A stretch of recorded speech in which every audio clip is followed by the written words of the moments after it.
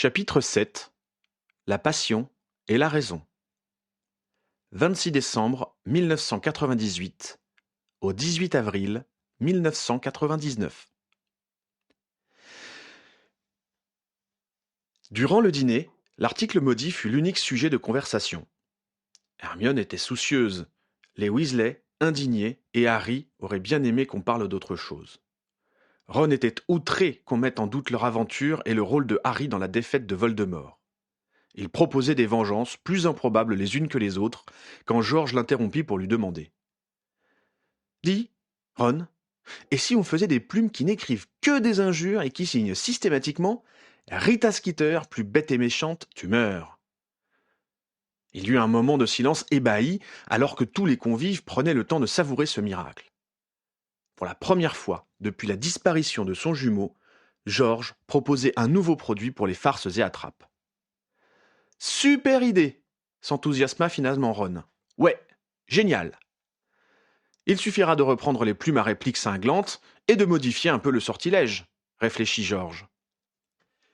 Et on l'appellera plume vipérine, compléta Ron. À glisser dans le plumier de vos camarades. On s'y met dès demain. Les Weasley couvrent leur miraculé d'un regard amusé et soulagé à la fois. Harry songea que si Rita savait qu'elle avait fait une bonne action ce jour-là, elle se sentirait déshonorée.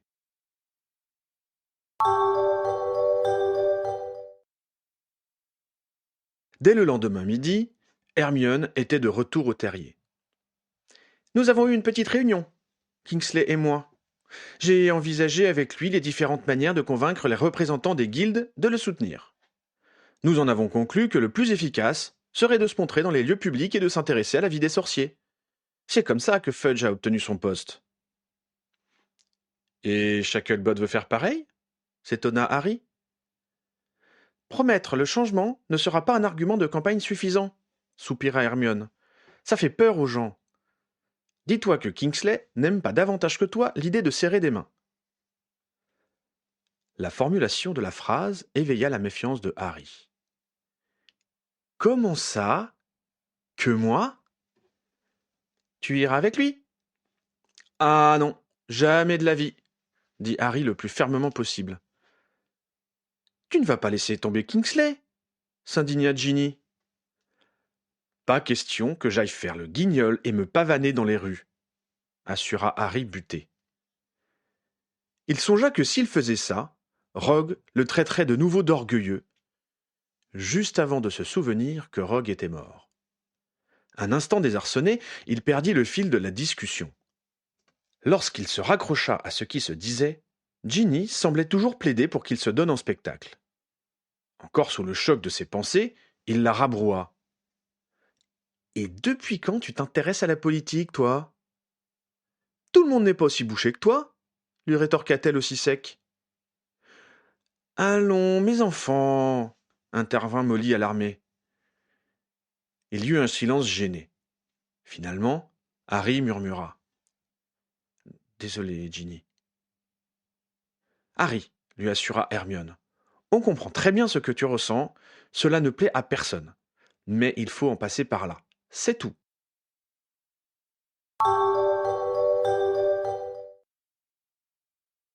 Le lendemain, Harry, crispé et embarrassé à la fois, déambulait sur le chemin de traverse en compagnie de Kingsley Shacklebot.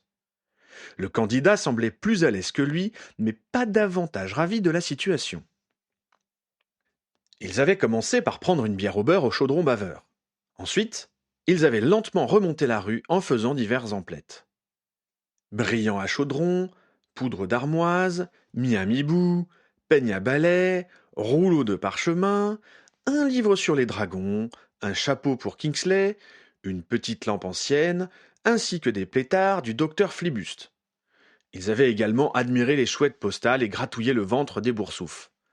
Après ça, ils étaient allés manger une glace, saluer les gobelins à Gringotts, avaient pris un thé ou un sandwich dans différents cafés, discuté avec des journalistes dans les locaux de La Gazette du Sorcier, heureusement Rita Skeeter n'était pas là, rendu visite au vieil Ollivander et s'était fait offrir les premières plumes vipérines par Ron au sorcier facétieux.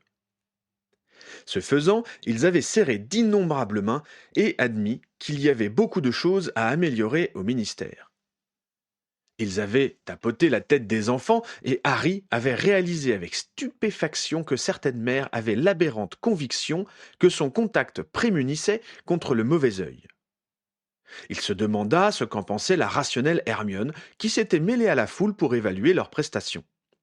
À sa grande répugnance, il fut également obligé de signer des autographes. Il s'en acquitta de mauvaise grâce, faisant d'informes gribouillis sur les divers supports qu'on lui tendait.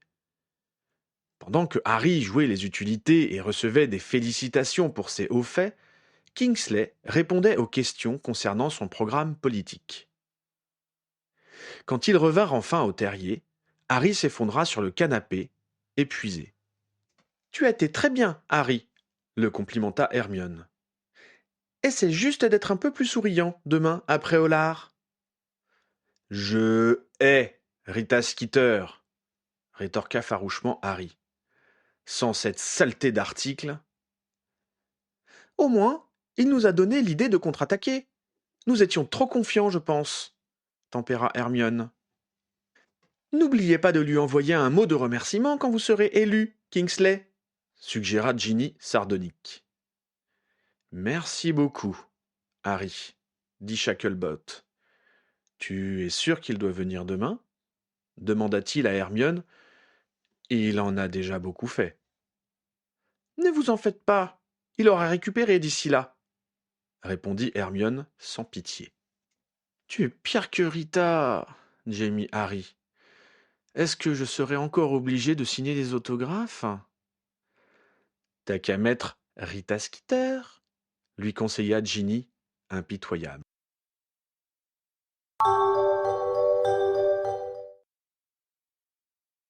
Après Préolard, on visita Sainte-Mangouste. Harry en était arrivé à compter les jours qui le séparaient de son retour à Poudlard. Il n'aurait jamais cru qu'une semaine pût être aussi longue. Chaque matin, Hermione débarquait avec toute la presse sorcière. Harry refusa tout net d'éplucher les journaux, hormis Ballet Magazine et, mais très discrètement, Sorcier Viril. Il n'écoutait que distraitement les commentaires de son ami. Ensuite, elle lui exposait le programme de la journée.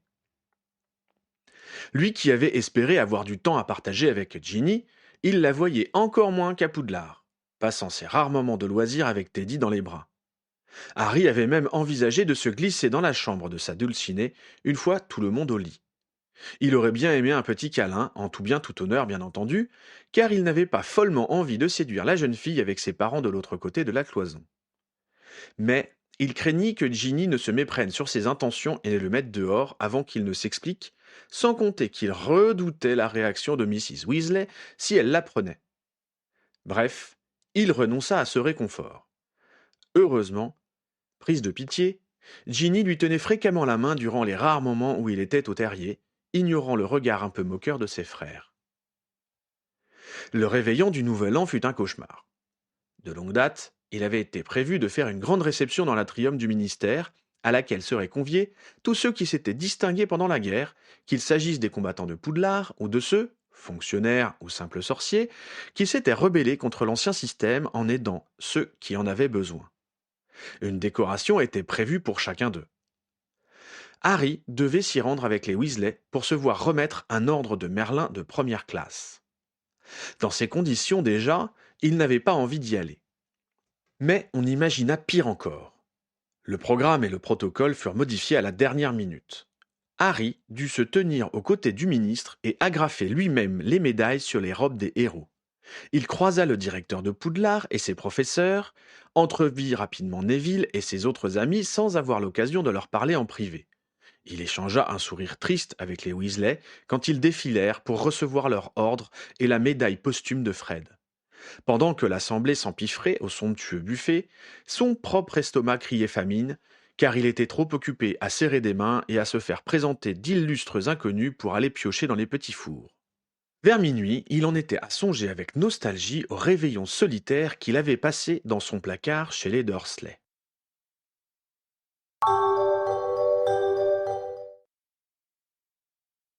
Heureusement, Même les pires moments ont une fin, et Harry retourna à Poudlard avec soulagement.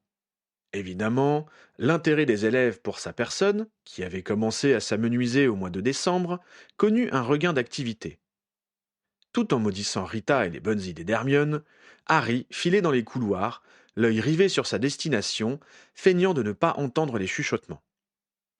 À la fin de la première matinée de cours, alors que Harry se pressait de retrouver Ginny dans la grande salle pour le déjeuner, Hagrid le rattrapa dans le hall d'entrée.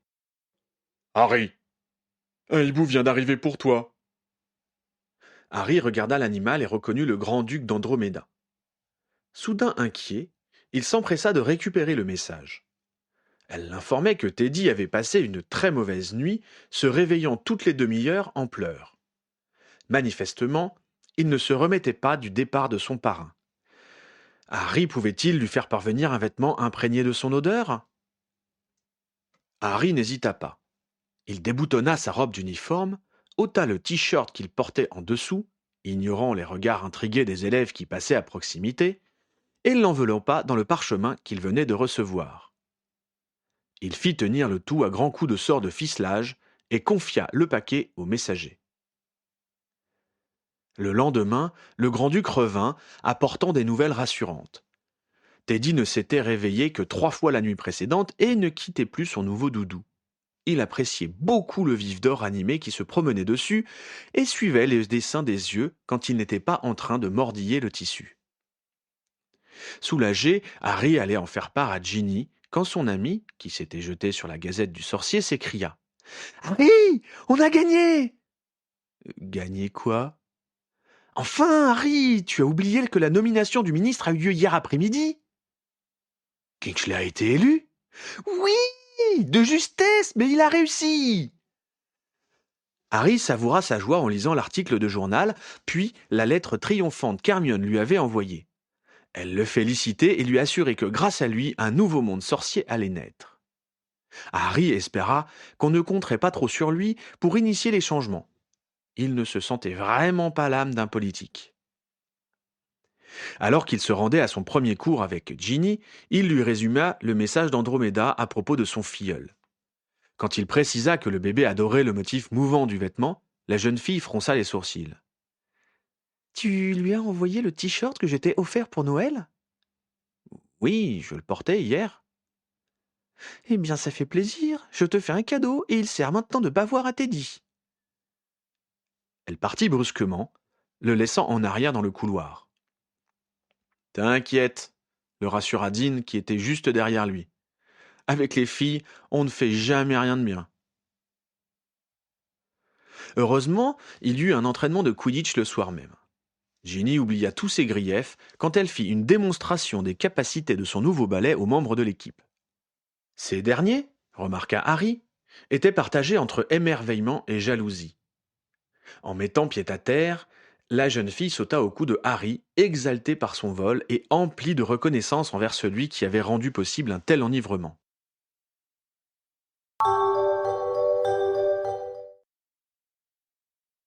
Quelques jours plus tard, Harry descendit à la cuisine pour dire un petit bonjour à Créature. Il eut la surprise de le trouver avec un ordre de Merlin, 3e classe, sur la poitrine. Winky était également décoré. Il réalisa avec retard que seuls des sorciers avaient été présents au ministère. Quand avez-vous reçu votre médaille? Demanda Harry. Le chef des sorciers est venu la donner 2 jours avant la fin de l'année, dit fièrement Créature. Harry comprit que Kingsley aurait mis sa nomination en péril s'il avait invité des créatures magiques à Londres pour les honorer avec les sorciers. Cela laissa un goût amer aux survivants. Il félicita chaleureusement les elfes et serra la main à chacun d'eux, avec plus de cœur qu'il ne l'avait fait le soir du réveillon, puis alla écrire à Hermione. Je sais que c'est injuste, convint-elle dans sa réponse. Mais nous ne pouvions faire autrement. Rappelle-toi que ce n'est pas par goût du pouvoir que Kingsley se donne autant de mal pour rester en place, mais dans l'espoir d'améliorer leur statut futur. Il a vraiment fait son possible pour féliciter tous les participants de la bataille de Poudlard, malgré l'étroite marge de manœuvre dont il dispose. Le 30 décembre, il a décoré les elfes de Poudlard dans la grande salle et il est allé dans la forêt interdite pour remercier officiellement les centaures. Il s'est incliné devant Ban, qui en a paru satisfait. Dis-toi que c'est à la mesure de ces restrictions que nous évaluons ce qui nous reste à faire et que personne à part nous ne fera. Quand je vois le chemin encore à parcourir, j'en ai le vertige. Harry ne s'était pas senti très réconforté par ce message.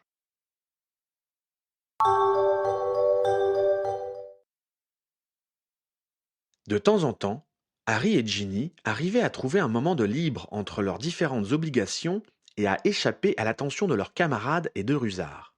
Ils se réfugiaient dans une salle que Harry avait découverte en cherchant un passage qui n'existait plus depuis l'été précédent. Elle était très discrète, sa porte était dissimulée sous une tapisserie et correspondait à leurs besoins. Elle était dotée d'une petite fenêtre qui leur permettait d'avoir un peu de lumière et d'un mobilier composé d'espèces de poufs sur lesquels ils se blottissaient l'un contre l'autre assez confortablement. Loin des regards, ils s'y embrassaient beaucoup et parlaient un peu. Un jour, qu'ils avaient réussi à s'isoler peu après les vacances de Noël, Harry demanda: Cela t'a servi de connaître des passages secrets grâce à tes frères l'année dernière? Et comment? J'ai échappé plusieurs fois à Rusard et au carreau quand je transportais des tracts interdits avec Luna. Moi qui te croyais en sécurité ici, fit remarquer Harry d'une voix désenchantée. Mes parents aussi. En septembre, j'aurais bien aimé rester avec eux, car j'avais peur de ne plus jamais les revoir si je partais. Mais ils voulaient me mettre en lieu sûr, alors ils ont été intraitables. Les pauvres. Ils ont dû se faire un sang d'encre quand ils ont découvert que Rogue avait été nommé directeur et que deux mange-morts étaient devenus professeurs. Les carreaux t'ont fait du mal? Pas trop. Je n'ai pas eu de doloris, si c'est ça qui t'inquiète. J'ai eu des claques et des coups de pied, mais Madame Pomme-Fraîche m'a arrangé ça en un coup de baguette. C'est Neville qui a le plus pris. Et Rogue, comment était-il? Avec le recul, c'est vrai qu'il n'était pas si terrible. On ne le croisait pas tellement, vu qu'il n'enseignait plus. Le plus dur, c'est les règlements qu'il a laissés passer. On se croyait revenu au temps d'ombrage. Tous les clubs ont été dissous, les profs étaient surveillés. Il suffisait de se plaindre des règles ou de montrer de la solidarité envers une personne en disgrâce pour se ramasser une retenue ou une punition. C'était pire que l'école avec Rogue. J'ai dû me promener toute une journée avec un écriteau sur lequel était marqué Traître à son sang. Neville a eu les oreilles allongées comme celles d'un âne pendant 2 jours. Luna a été frappée d'un sort de mutisme une semaine. Tu vois le genre? Je suis désolé, lui dit Harry bouleversé. J'ignorais que cela avait été aussi dur. Dans un sens, je préférais ça. Au moins, j'avais l'impression de participer, d'être en phase avec ma famille. Beaucoup d'élèves en début d'année se fichaient bien de savoir qui était à la tête du ministère. Mais ils ont vite compris ce que cela voulait dire d'avoir les mange-morts au pouvoir. Alors, il y a eu un incroyable rapprochement, discret, mais bien réel. Neville, Luna et moi, on a reçu des mots d'encouragement de plein de personnes qu'on ne connaissait pas spécialement. Un jour, Owen Harper a même menti pour me couvrir. Harry en fut surpris. Harper était de leur année chez les Serpentards. Comme il était attrapeur, Harry avait tendance à le considérer avant tout comme un adversaire, et il ne l'aurait jamais imaginé lutter discrètement contre les mange-morts. Au moins, quand tes parents t'ont gardé avec eux après les vacances de Pâques, on ne pouvait plus te faire de mal. Ouais, et je me suis retrouvé coincé entre maman angoissée et tante Muriel absolument insupportable. J'ai failli devenir folle. Je n'avais plus rien d'autre à faire dans la journée que de m'inquiéter pour toi et ma famille. Quand on nous a avertis que Poudlard se révoltait, j'étais sur le point de faire une fugue et d'aller me réfugier chez les jumeaux. Un silence passa. Comme toujours, quand on évoquait l'entité autrefois nommée les jumeaux. J'ai trouvé que Georges allait mieux, dit doucement Harry pour la réconforter. Oui, un peu, mais c'est encore très dur. Ron en parle à Hermione. D'après lui, il arrive souvent que Georges se retourne brusquement comme s'il cherchait Fred pour s'adresser à lui.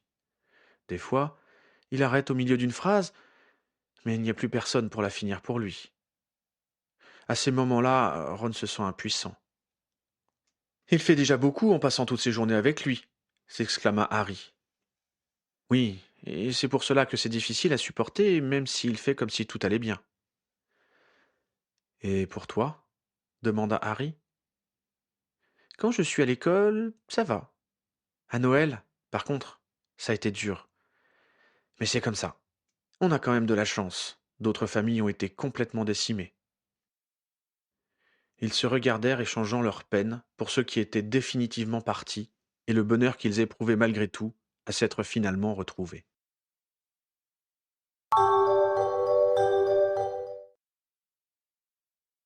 Le procès de Greyback eut lieu au mois de février. Harry s'était étonné de le voir repousser si longtemps. Les plus actifs mange-morts avaient été jugés depuis un bon moment, et Hermione lui avait expliqué que cette affaire était délicate pour Kingsley. Les comptes rendus d'audience vont montrer un loup-garou dans toute son horreur. Greyback est cynique, violent, agressif et haineux à l'égard des sorciers. Ceux qui sont opposés à l'intégration des garous vont pouvoir s'en donner à cœur joie. Comme Kingsley est connu pour ses positions pro-garou, il ne fallait pas que le procès se tienne avant qu'il soit confirmé dans ses fonctions. C'est pour cela qu'il s'est arrangé pour le faire repousser.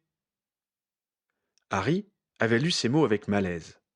Et quand les journaux rapportèrent les audiences en cours, il constata avec tristesse qu'Hermione et Kingsley n'avaient pas été trop prudents. Greyback donna l'image d'une monstrueuse caricature de criminel. Il ne regrettait rien, justifiant même ses actes. Nous n'avons pas honte de ce que nous sommes. Nous sommes plus libres que vous. Nous ne voulons pas de votre petite vie étriquée. Tout loup-garou digne de ce nom doit pouvoir courir à sa guise sous la lune et suivre son instinct de prédateur. Vous pouvez me condamner, les autres me vengeront et continueront à faire croître notre peuple. Un jour, c'est vous qui vivrez dans l'ombre et nous nous souviendrons de tout ce que vous nous avez fait subir. Il n'en fallait pas plus pour déclencher dans le pays une psychose anti-garou. Les éditoriaux et le courrier des lecteurs témoignaient des mêmes demandes. Répression accrue contre les loups-garous, voire un emprisonnement préventif. Qu'attend le ministère pour nous prémunir contre ces monstres pouvait-on lire. Comment nous promener dans les lieux sorciers en sachant que nos enfants peuvent croiser ces ignobles créatures sous leur déguisement humain? Ils sont stupides, s'agaça Harry en rendant son journal à Ginny. Ce n'est pas quand les garous sorciers se promènent dans nos rues qu'ils sont dangereux. Hermione était écœurée. Nous pouvons toujours annuler les lois qui limitent les métiers auxquels peuvent prétendre les garous, écrivit-elle à Harry. Personne ne les engagera pour autant. Nous pouvons signer des décrets imposant de les traiter comme les autres, personne ne les appliquera. Il va nous falloir des années pour effacer la peur et la méfiance que ce fou dangereux a encore renforcés. Et dire qu'il ose affirmer faire tout cela pour le bien des siens. Même sans avoir Hermione en face de lui, Harry pouvait sentir toute la rage impuissante qu'elle avait mise dans ses 3 points d'exclamation. Lui-même ne parvint pas à se réjouir quand Greyback fut condamné à l'emprisonnement à Azkaban à perpétuité. Seule Ginny réussit à dégager un point positif. Ces salauds de mange-morts ne vont pas souvent dormir les nuits de pleine lune avec un voisin de cellule comme lui, remarqua-t-elle. J'espère juste qu'il arrivera à en boulotter quelques-uns.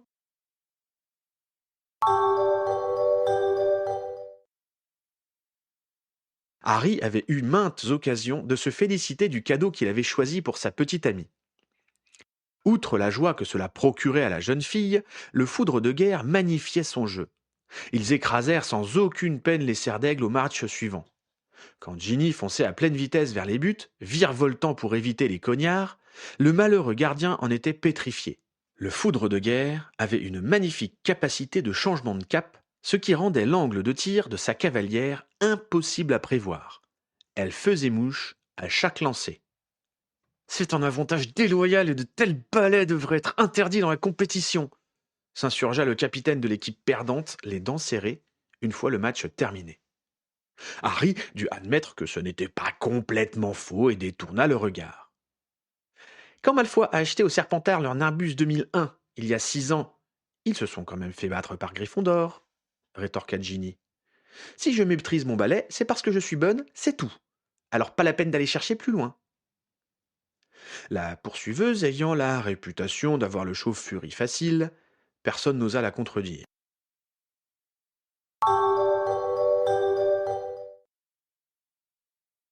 En mars, la supérieure d'Hermione, Estia Jones, avait demandé à la jeune femme de présenter un mémoire au sujet des elfes de maison devant les chefs de département et le ministre en vue de faire passer une série de décrets qui amélioreraient leur statut.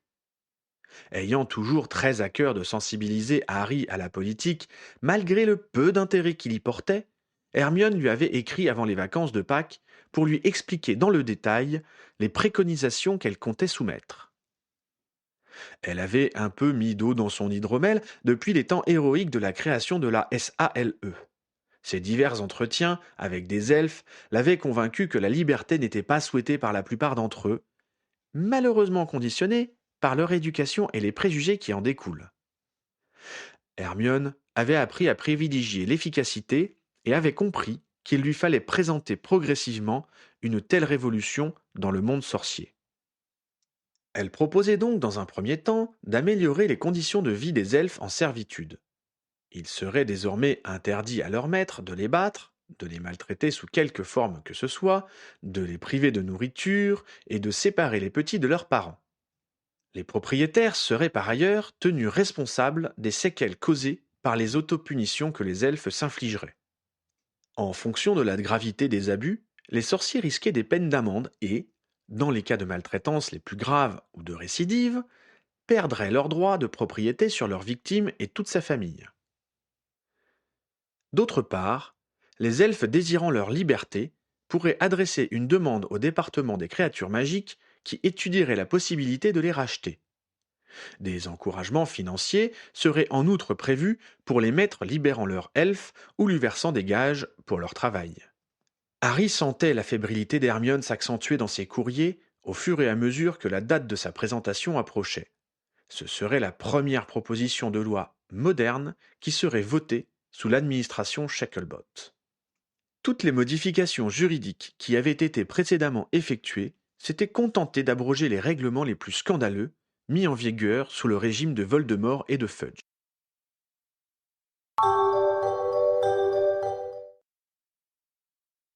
Pour les vacances de Pâques, Harry retrouva avec joie le terrier et Teddy. Il reprit l'habitude de consacrer ses après-midi à l'enfant qui approchait de son premier anniversaire. Il tenait debout à présent et il devait être surveillé de près, car il attrapait tous ceux qui passaient à portée de ses petites menottes. Cet emploi du temps lui laissait toutes ses matinées avec Ginny, sans autre compagnie car Mrs. Weasley continuait à s'occuper de ses diverses bonnes œuvres. Ils exploitèrent cette tranquillité pour donner à leur relation amoureuse un aspect plus intime. Harry se sentait un peu embarrassé quand il se retrouvait en présence des parents de la jeune fille. Il ne savait pas ce qu'ils en penseraient et, pour tout dire, il était un peu gêné à l'idée même qu'ils y pensent. Il essaya donc de se tenir à distance de Ginny lorsqu'ils étaient à proximité de peur de se trahir. Quand, à la suite de ces matinées câlines, il s'occupait de Teddy avec l'aide de la jeune fille, il se surprenait à rêver d'une vie familiale et se promit de demander à Ginny de venir vivre avec lui dès leur sortie de Poudlard. Il ferait arranger le square Grimore et ils s'y retrouveraient ainsi chaque soir. Cette fois-ci, les vacances passèrent trop vite et c'est à regret qu'ils remontèrent dans le Poudlard Express.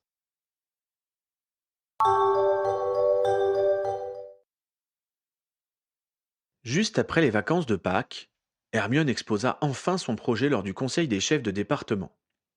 Ceux-ci lui posèrent des questions précises, preuve qu'il considérait ses propositions avec sérieux. L'ami de Harry savait que toutes ses préconisations ne seraient pas reprises, malgré les limites qu'elle s'était déjà imposées en amont, mais elle espérait néanmoins que le premier pas serait décisif. Sans doute, pour toaster l'opinion, Kingsley avait permis à la presse d'assister à la séance. Harry avait attendu l'arrivée de la Gazette du Sorcier avec beaucoup d'intérêt le matin qui avait suivi la présentation d'Hermione. Ce fut épaule contre épaule que Ginny et lui la déchiffrèrent. Le chroniqueur avait été séduit par la jeune fonctionnaire, sinon par ses propositions. Il évoquait la silhouette menue couronnée d'une chevelure indomptée, la voix chaude et passionnée, le réquisitoire vif, sensible et touchant. Par contre, il trouvait qu'Hermione, sans doute emportée par son bon cœur, allait beaucoup trop loin. Certes, nous ne sommes pas des sauvages et il est normal de veiller à ce que les elfes ne soient pas soumis à des traitements cruels. Mais de là à considérer leur maître comme responsable des punitions qu'ils se donnent eux-mêmes, comment empêcher ces créatures de suivre leur nature? Leur permettre de réclamer leur liberté était méconnaître à quel point nos petits amis se sentent perdus sans directive claire. C'est leur rendre un bien mauvais service que de les pousser à demander une indépendance dont ils ne sauront que faire et les exposer à rejeter la protection accordée par leur maître légitime. Le journaliste craignait que leur crédulité naturelle ne soit exploitée par des personnes mal intentionnées. C'est très facile d'éviter les punitions qu'ils se donnent, grognait Harry. Il suffit de leur ordonner de ne pas se faire de mal. Et Dobby se débrouillait très bien sans directive claire. Tu as remarqué comment il parle d'Hermione demanda Ginny. Tu crois que Ron va nous faire une scène de jalousie s'enquit Harry amusé. Ce n'est pas drôle. Il la présente comme jolie et bien intentionnée. Comment veux-tu la prendre au sérieux après? On peut être jolie et intelligente. Quand on parle de la passion des femmes, c'est toujours pour l'opposer à la raison des mecs, estima Ginny. Alors qu'il suffit de vous regarder, toi et Hermione, pour voir à quel point c'est idiot comme préjugé. Sentant qu'on s'éloignait du destin des elfes pour une discussion beaucoup plus dangereuse, Harry lui abandonna la Gazette du Sorcier et se concentra sur son petit déjeuner. Dans ses courriers suivants, Hermione commenta longuement les différents articles de presse consacrés à sa prestation. Elle était de l'avis de Ginny. On l'avait présentée comme une personne de bonne volonté, plus généreuse que compétente, ce qui décrédibilisait son projet auprès du public. J'aurais aimé au moins secouer l'opinion et la faire réfléchir sur la condition des elfes. Mais on continue de parler de leur nature soumise, comme si c'était inscrit dans leur gène, et moi je suis juste une naturaliste au grand cœur. 3 semaines plus tard, les décrets sur le traitement des elfes de maison furent signés. Et il consacrait la pénalisation des mauvais traitements infligés aux elfes, mais n'allait pas jusqu'à sanctionner des autopunitions. Il leur donnait également le droit de se marier librement et imposait de ne pas séparer les conjoints et les familles. Un bureau de placement avait été créé pour encadrer l'emploi rétribué des elfes libres et pour les mettre en contact avec les sorciers ayant besoin de leurs services. Enfin, des mesures fiscales avaient été adoptées en faveur de tous ceux qui leur verseraient des gages, qu'ils soient propriétaires ou simples employeurs. Visiblement, Kingsley avait jugé que ses concitoyens n'étaient pas assez mûrs pour qu'ils puissent se permettre de reprendre toutes les propositions qu'Hermione avait faites. Celle-ci tenta de positiver. Je suis consciente qu'il se passera du temps avant que les elfes osent dénoncer leur maître pour mauvais traitement. Mais que la loi annonce clairement le caractère délictuel de tels agissements est très important dans l'évolution des mentalités. C'est un tournant historique pour les elfes.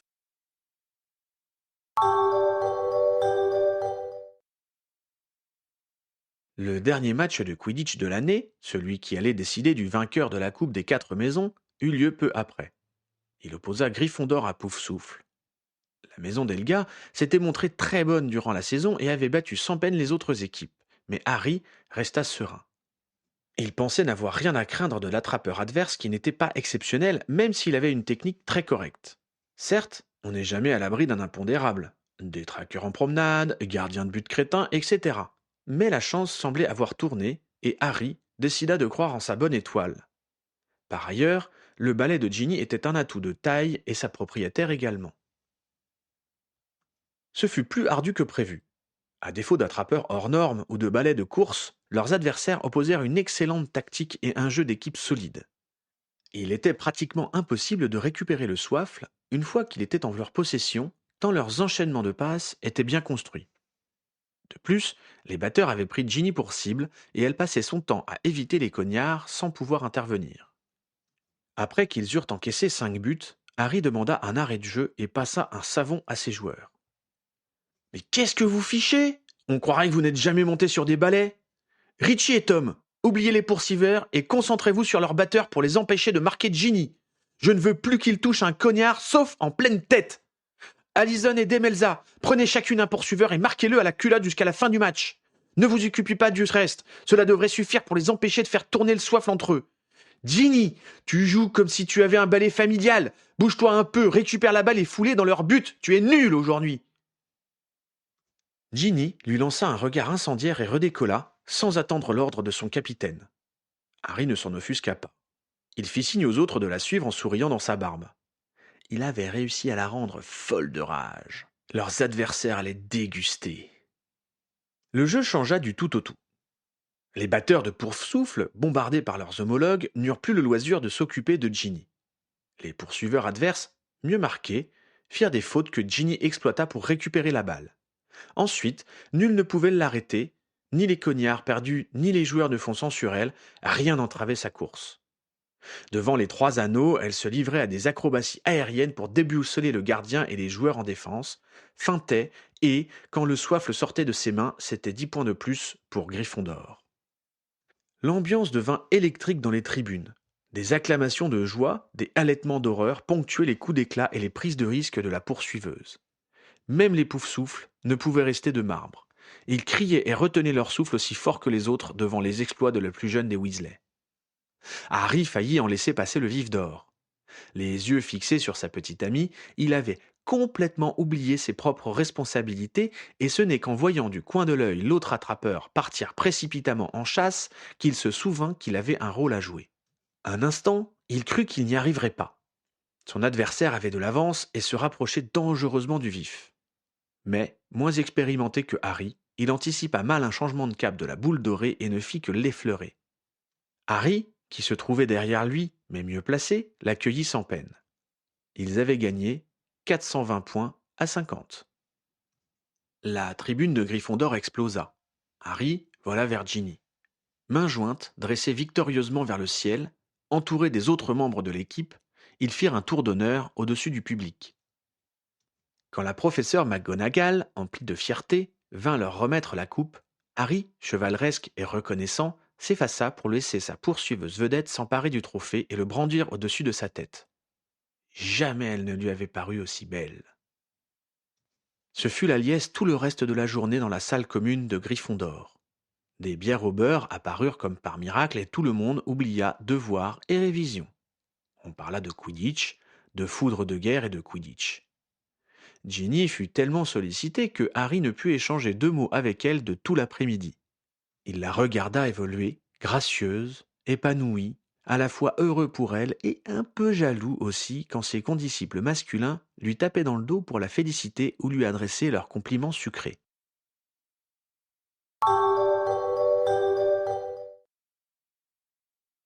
Le lendemain fut plus studieux. Les élèves se souvinrent qu'ils étaient dans une école et les livres firent une timide réapparition. Harry et Ginny étaient en train de faire le plan de leur devoir de potion quand la professeure McGonagall, l'air mystérieux, vint chercher la jeune fille. Au bout d'une demi-heure, Harry décida d'aller à la rencontre de son ami. Il se rendit au bureau de sa responsable de maison et attendit à proximité. 10 minutes plus tard, la porte s'ouvrit sur Ginny, la mine radieuse, qui était en train de saluer une femme qui sembla familière à Harry. La jeune fille vint vers lui et l'entraîna quelques couloirs plus loin. « Oh, Harry !» dit-elle enfin. « Tu as vu qui c'était ?» « Je ne l'ai pas reconnu, » avoua Harry. « C'était Gwenock Jones, des Harpies de Holyhead. Elle voulait me rencontrer, lui apprit Ginny d'une voix émerveillée en sautillant sur place. « Sérieux ?» demanda Harry ébahi. « Oui, Slughorn l'a invitée pour le match hier. Elle me propose un poste de poursuiveuse dans son équipe. Je serai remplaçante pour commencer, bien sûr, mais... » Harry leva la main pour l'interrompre. « Tu n'as pas accepté ?» s'affola-t-il. « J'ai dit que j'allais réfléchir, mais je ne vois aucune raison de refuser, » répliqua-t-elle, son sourire se fanant lentement. « Mais enfin, Ginny... » Suite à leur rapprochement intervenu pendant les vacances, Harry avait pris pour acquis que Ginny accepterait de s'installer avec lui quand il quitterait l'école. « On ne se verra plus !» s'écria-t-il en plein désarroi. « Et pourquoi ça ?»« Mais parce que tu devras vivre à Holyhead et que tu joueras tes matchs dimanche. »« Mais toi aussi tu travailleras. Tu croyais que j'allais rester à la maison comme ma mère ?»« Mais non. Je pensais que tu serais en apprentissage, comme moi, et qu'on se retrouverait le soir et le week-end. »« On trouvera bien des moments. »« Mais je veux davantage, » s'insurgea Harry. « Pourquoi ne pas choisir une activité qui te permettrait de vivre à Londres ? Je croyais que tu voulais être médicomage. »« Je t'ai déjà dit que je n'avais pas le niveau en botanique, » s'agaça Ginny. « Infirmière alors ? » ?»« Je n'ai aucune envie d'être infirmière. » Et Aurore, cela ne t'intéresse plus ? Pour n'être là-bas que la petite copine du survivant? Merci bien. Et pourquoi pas? Écoute, Harry, on vient de me faire une proposition inespérée. C'est la chance de ma vie. Je ne vais pas la laisser passer, même pour toi. Harry était atterré. Tu veux rompre? Mais qu'est-ce que tu racontes? Tout ce que je veux, c'est vivre un peu de mon côté. Je n'ai pas envie de passer directement de chez ma mère à chez toi. Je sais que tu aimerais qu'on s'installe ensemble, mais cela peut attendre un peu, non? Je m'occuperai du linge et de la cuisine, si c'est ça qui t'inquiète, s'engagea Harry. Mais ça n'a rien à voir. J'ai besoin d'air, d'espace, de rencontrer des gens, de vivre des expériences. Y compris dans ta vie amoureuse? Demanda froidement Harry, glacé par cette Ginny qu'il ne connaissait pas. Arrête de tout ramener à toi, tu le fais exprès ou quoi? J'essaie de comprendre, c'est tout, cria Harry, exaspéré par cet échange qui lui échappait complètement. Je veux faire quelque chose que j'ai gagné par moi-même. Je me suis entraînée toute seule pendant des années, contre l'avis de tous. C'est ma passion, mon talent, ma décision. Je sais que ce n'est pas une carrière aussi honorable que Cinq Mangoustes ou le ministère, mais je m'en fous. Je veux juste vivre pour de bon, voler de mes propres ailes. Ginny avait maintenant les larmes aux yeux. Tu ne comprends pas que j'ai besoin de me libérer, reprit-elle. Tu préférerais que je parte en Égypte ou en Roumanie? Que je ne parle plus à mes parents pendant 3 ans? Que je m'enfuis de l'école ou de la maison? Harry la regarda avec des yeux ronds. Il n'avait jamais remarqué à quel point le passage à l'âge adulte des frères Weasley s'était fait de façon brutale. Tu ne penses qu'à toi au lieu de te réjouir pour moi, continuait Ginny. Et ça, c'est bien la preuve que je dois le faire. Elle essuya rageusement ses larmes et conclut sur un ton de défi. Et si tu ne peux pas le comprendre, tant pis pour toi. Harry la contempla douloureusement, craignant de ne pas pouvoir parler tellement l'émotion lui serrait la gorge. Il commença maladroitement. Je n'ai pas voulu t'interdire. Tu ne peux rien m'interdire de toute façon, hurla Ginny, les yeux étincelants. Harry déglutit. Il sentait intuitivement que ce qu'il allait dire augurerait de la suite de leur relation et que son interlocutrice interpréterait ses propos à charge contre lui. Il articula lentement. Si tu es décidé, je n'ai rien à dire. Elle le regarda longuement, le visage sans expression, avant de répondre d'une voix sans timbre. Je suppose que c'est tout ce que je peux attendre de toi. Elle lui tourna le dos et repartit vers leur salle commune.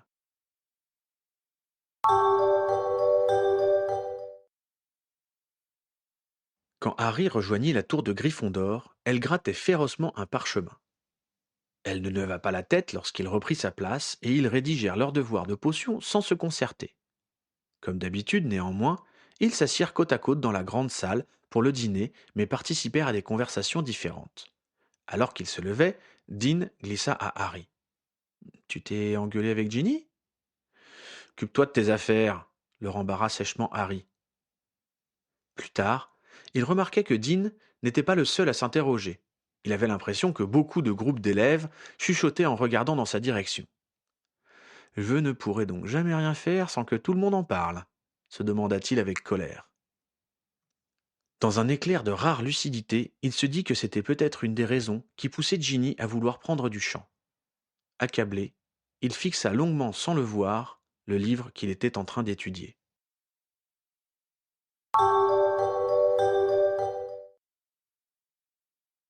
Note de chapitre. Chat avec J.K. Rowling, 30 juillet 2007. Premier point. Hermione a eu un rôle important dans l'amélioration des conditions de vie des elfes de maison et de leurs semblables. Kingsley est resté ministre de la magie.